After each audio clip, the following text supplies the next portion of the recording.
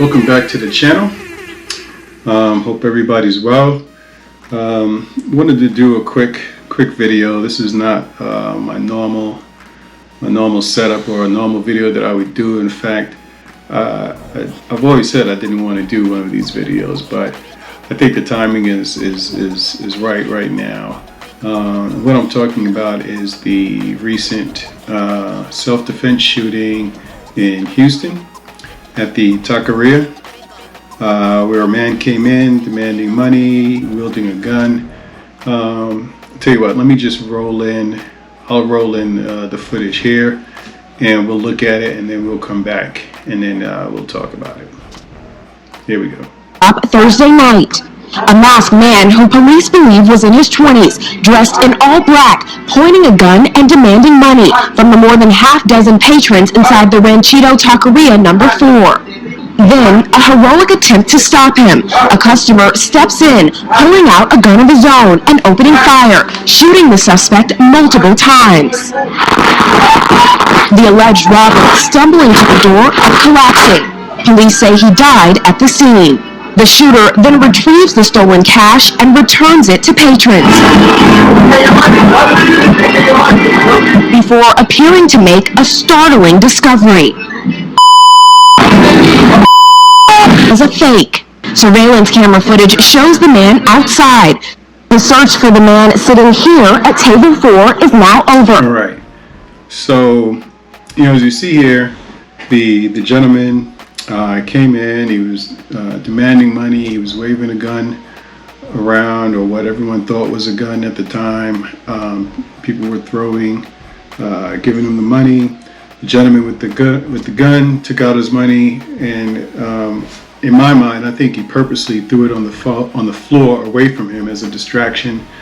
And then what he did was waited till the guy's back was turned, and took out his own weapon, fired 4 shots, hitting the man. The man went down. I've watched a lot of footage, and I can't clearly see where the gun moved away, but it did look like the gun was away from the guy on the ground. But then some other shots were fired after picking that gun up, and then as he grabbed his coat, he was walking out, and another shot was fired, one allegedly to the back of his head.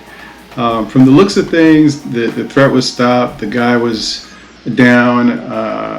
I would assume dead after that many shots, but who knows? We've seen people get shot by cops more times, and they kept coming. So, but this guy was motionless. A couple of things, I've talked to regular gun owners. I've talked to instructors, and just so you know, some of my credentials, I am a concealed carry instructor. I've been doing that for a few now. So I look at it from an instructor side, a concealed carry side aspect, but bigger than that, I look at it as a person with a family who's not only trying to protect my family and myself, but other people if I can. So with the laws governing concealed carry handguns and the use of deadly force, there's 4 elements of the law of justified self-defense, right?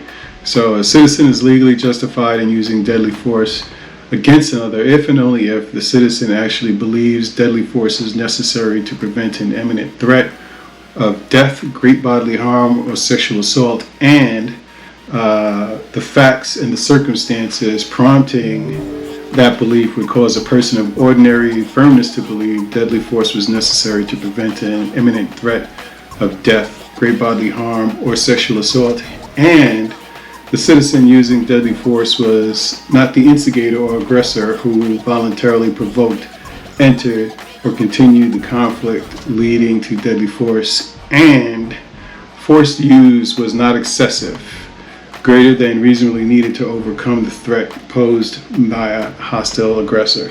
Now, these are North Carolina state laws and statutes, so laws may vary, but I've done some research on Texas laws, and they appear to be the same, especially the fourth one where it says forced use was not excessive, greater than reasonably needed to overcome the threat posed by a hostile aggressor. So looking at it from these four elements, a legal standpoint, there was some discussion between myself, some other instructors, and just other people who carry concealed. And, we've come to the conclusion that all of us would have still shot the gentleman to go ahead and make sure everyone else is safe, right? There's no doubt. But I think we all agree that the last shot in the head might have been a little excessive. He was down. The gun was nowhere near him. Now, who knows? Maybe he had another gun that was tucked away. It turns out that he didn't, but maybe that's what this gentleman was thinking. But the odd part about it is, after that last shot to the head, very calmly, coolly, and collectively, he picked up his coat and he proceeded to leave the scene. Now, some people say it's a scene of a crime, which, it could be. Maybe he wasn't the one committing the crime, but normal behavior for someone who's concealed carrying, if there is a shooting and you're involved in it, especially if you're the one pulling the trigger, especially if it's in self-defense, you go to a safe place. They don't necessarily specify where the safe place is. So it could be your home, right? You feel safe at home. Most people do. Maybe this is what the gentleman was talking about. But there's a lot of speculation, a lot of questions about what happened after the first 8 shots. Why the 9th shot, and in some cases why the 5th, 6th, and 7th shot if the gentleman was already down and the gun was nowhere near him.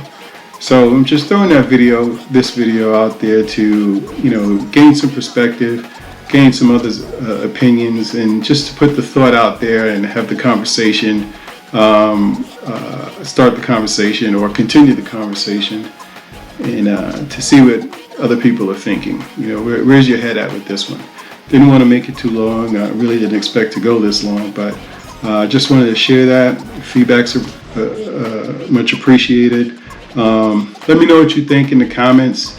Some of you actually know me, so call, text, email, whatever. All right. Listen, be safe, stay dangerous. Thanks for watching.